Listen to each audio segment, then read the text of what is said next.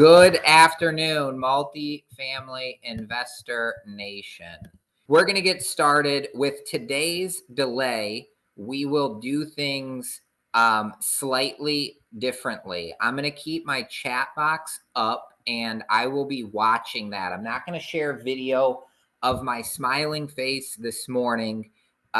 We will just go through the chat box here, and we will talk about kind of the forecast for the real estate industry going into 2025. But like I said, we're going to do things a little bit differently for today. If people have questions or topics, I will kind of facilitate. If you have any questions you want to ask, please post them in the chat box. I'm going to do my best to monitor it, and we will start talking about 2025 ahead. So while you are getting any questions or topics thought through and posted, again, use the chat box. But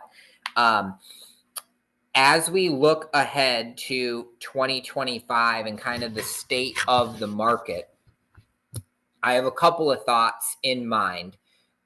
Number one, based on where we're at here in December of 2024, the Fed has made 2 rate cuts. Right now, the Treasury, it's been a weird quarter, I think, in Q4 of 2024. The Fed did their first rate cut, and we saw the 10-year U.S. Treasury come down. It kind of got to a low point around 3.75% or so. And then it kind of creeped back up to like 4.5%, 4.5%. And then it slowly kind of trickled back out around 4.25% a couple weeks after the second rate cut. And so I think there's still some factors to the interest rate environment that are influencing borrowing cost. And specifically, as we're thinking about doing deals in 2025, I'm sure most of us are thinking about doing deals with fixed rate financing, just as one of the risk mitigation approaches to owning real estate. I think over the last 2 or 3 years, folks have really learned a lesson around variable rate interest and having some of the floating rate debt and how it's tied to specific interest rate indexes has been a huge thing for people to think about. And, when you're looking at your underwriting model or thinking about buying a new property, there's many levers and items that impact your underwriting. One of them being interest rates. And as we've learned over the last 2-3 years, none of us can really control what the interest rates are. Do they go up or down? Does COVID happen again and rates tank or rates double, or people pay rent or stop paying rent?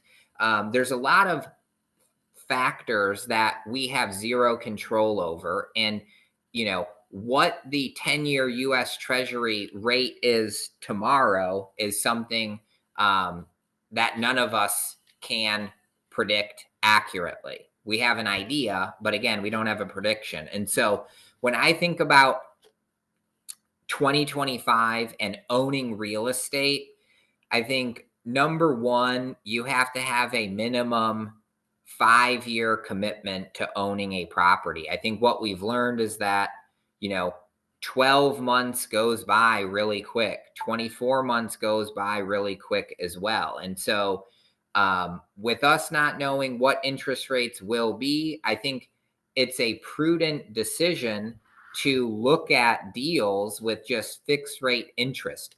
Take the short term unknown risk of rate fluctuation out of your underwriting by having just a fixed rate um, input into your model, right? There's already enough inputs into a purchase strategy or an underwriting where interest rate exposure is not something you need to hopefully think about, or at least it's significantly mitigated by having fixed rate interest. So I think that's a big takeaway as you prepare for 2025.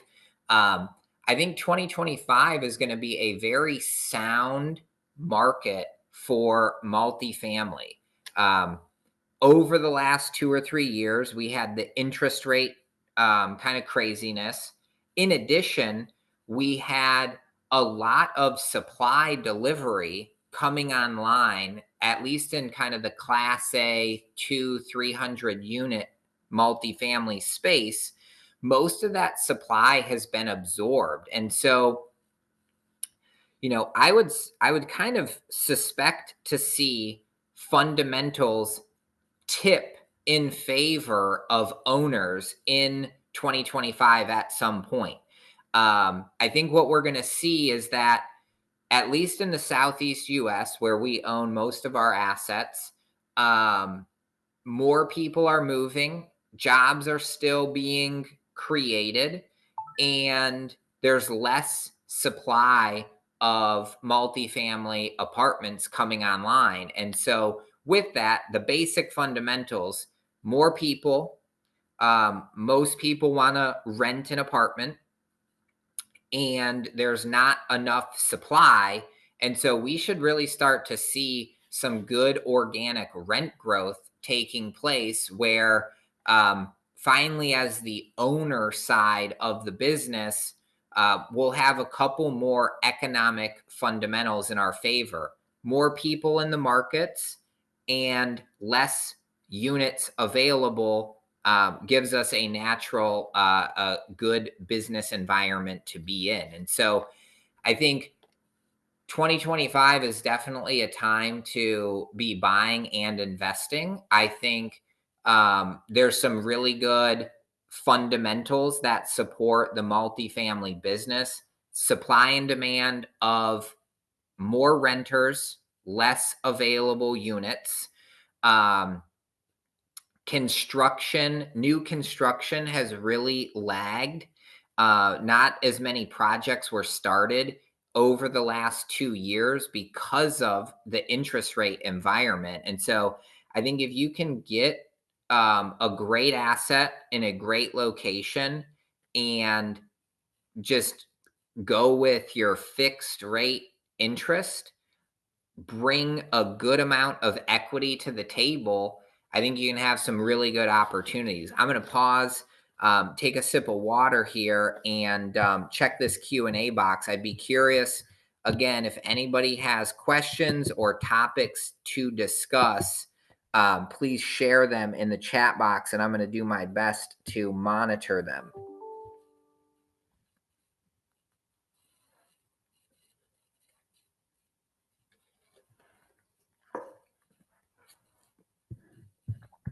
Okay. Again, use the chat box. If you have any questions, pop them in there. Any topics to discuss, we will certainly go through it.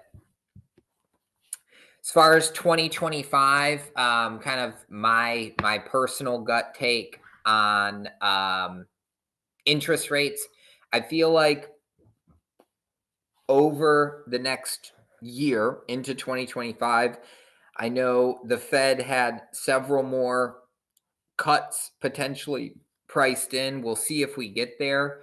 I think the mindset would be to not really bank on getting some of the cuts. I hope they do come. But again, I think from a fundamental perspective, we have the basic fundamentals where if you can have a deal that makes sense, I think it's a good time to buy. You need to be, um, deploying a good amount of equity into each deal, have adequate reserves for deals.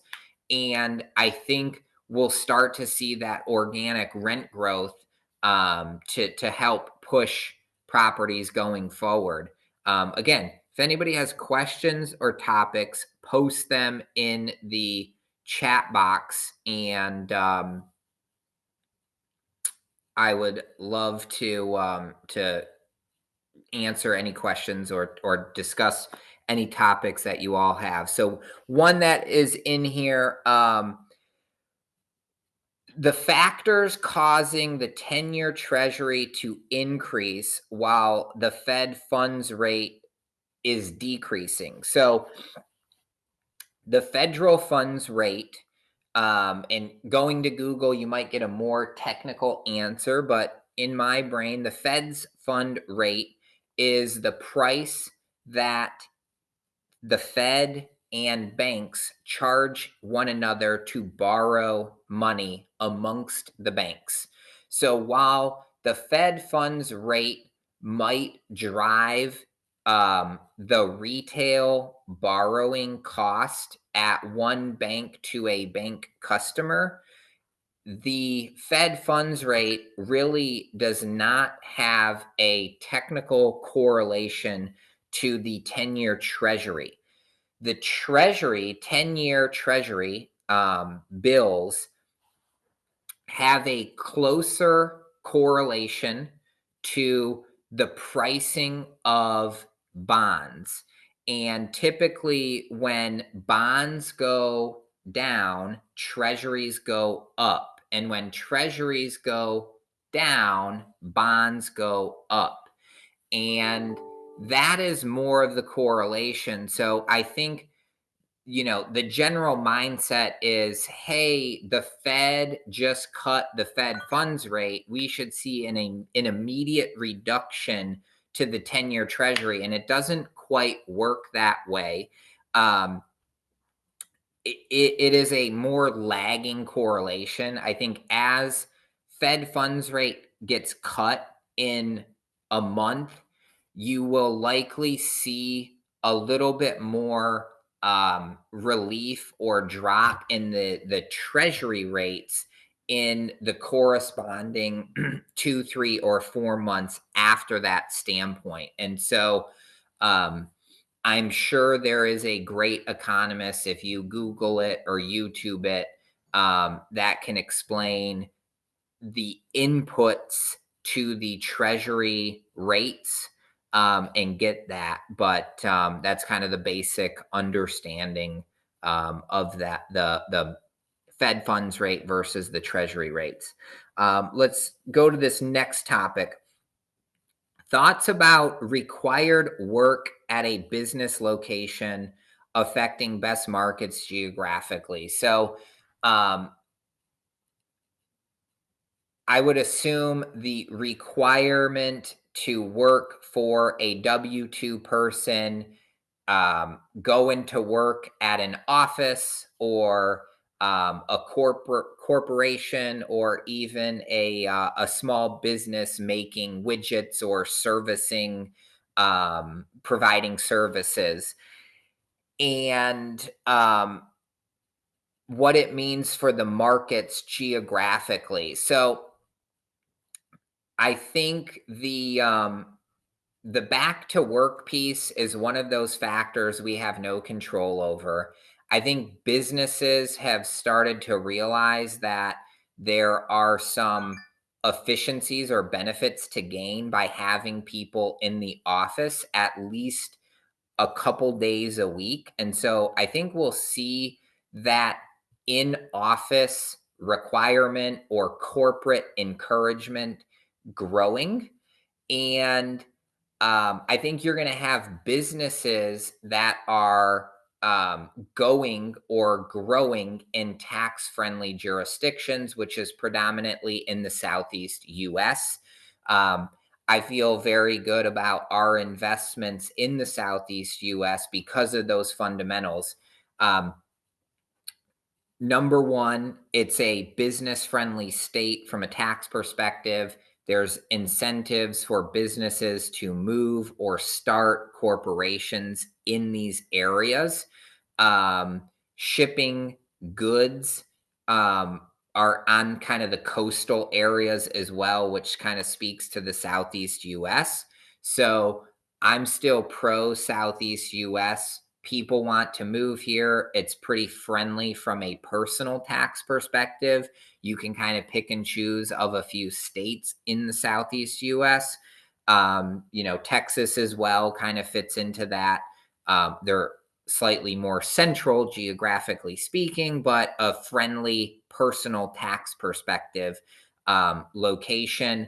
So I think baby boomers are growing, um, or excuse me, increasing in retirement age and leaving the workforce. And naturally, they seem to flock to warmer climates, which again fits into the Southeast US. So, from a super high level, I think getting back into a must work out of the office requirement helps the Southeast US. We're going to have more people moving to the market, more jobs in the markets. So that's kind of what I would think about. But I'm sure there's pockets around the country where getting back to an office requirement would help a local micro economy from a real estate rental perspective.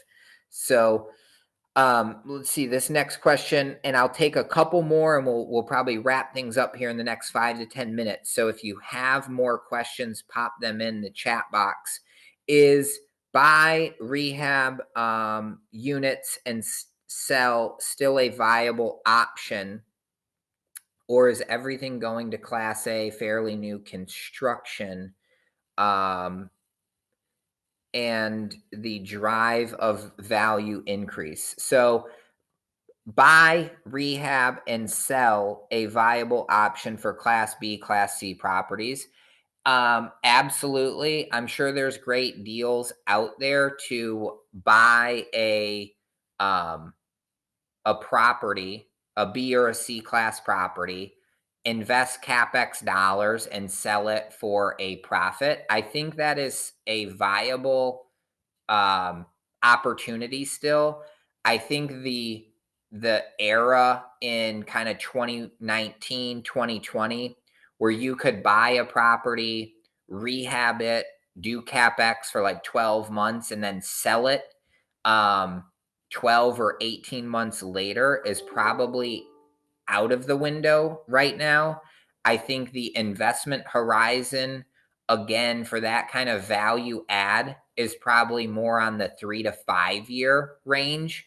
I think what we've learned um, and what we're experiencing from an inflation perspective, capex budgets have dramatically increased. So I think to do the value add for a B or C class property, you still have to do X, Y, and Z improvements. It's just that those X, Y, Z improvements are now 30% more expensive, right? Labor's up, cost of goods are up, um,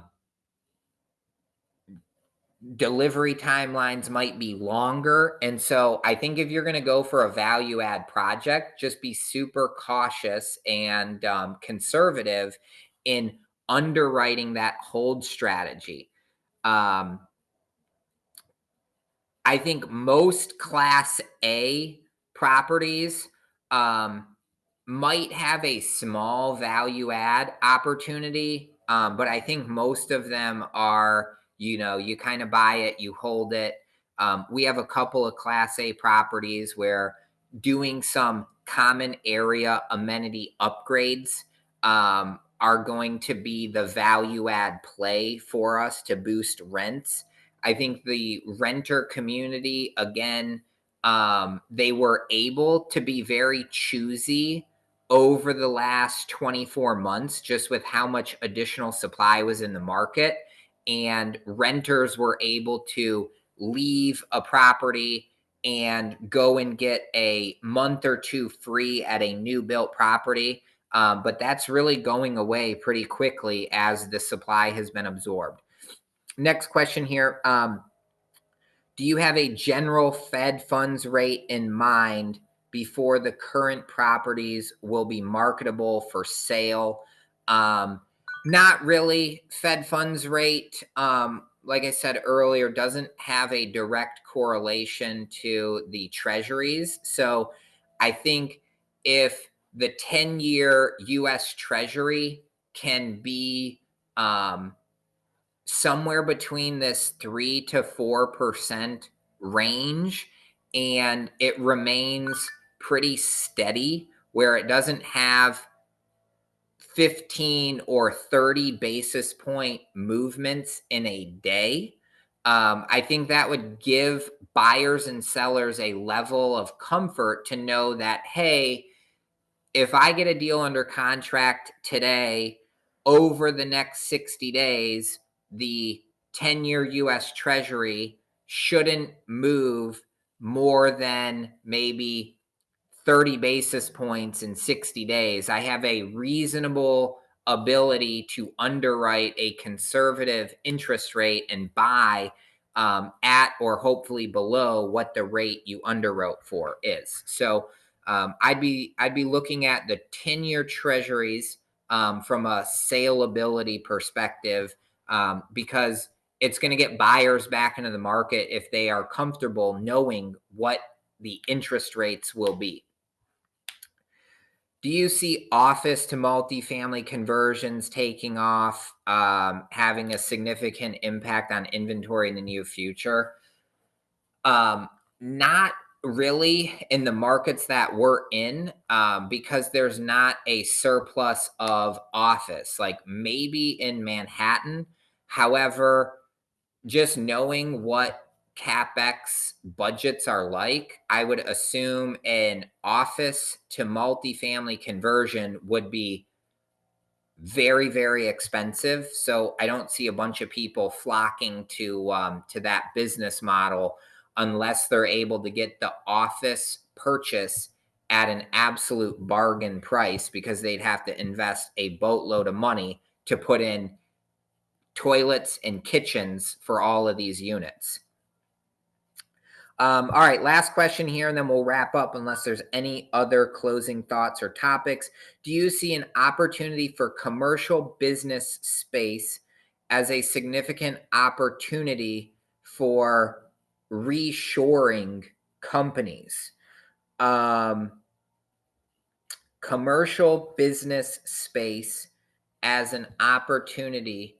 Um, I think, but depending on the sub market that you're in, so not just a city, but a specific pocket of the city, I think commercial, uh, business, kind of mixed use space is definitely a hot commodity. I know specifically, like a example kind of in our backyard here, in Charleston around the airport and Somerville, South Carolina, there's a large corporate corridor. There is a lot of building for mixed use, or excuse me, flex space, where you kind of have this business office in the front, warehouse in the back. A boatload of supply has been built up in anticipation for the Volvo plant opening. For Boeing expansion, for BMW expansion. And so I think there's definitely opportunity for this business kind of flex space, depending on the submarket. So I would thoroughly study the submarket to know what the needs are of companies moving into that area or that are already in that area. And then I would look at the supply. So I would, personally, if I was looking in between the Charleston airport and Somerville, South Carolina, I'd be pretty cautious about going after that space just because it's pretty built up right now. But again, I don't know that um, all too well. All right. If there's any last minute questions, thoughts, topics, things to share with the group, I thank everyone for joining today's kind of 2025 outlook. I think 2025 um, will be better than 2024. I feel like finally, as owners and investors, we have some basic fundamentals shifting in our favor, mainly supply coming down and some organic rent growth taking place specific to multifamily. So here's to wishing you a wonderful closeout to 2024, a very happy new year to 2025.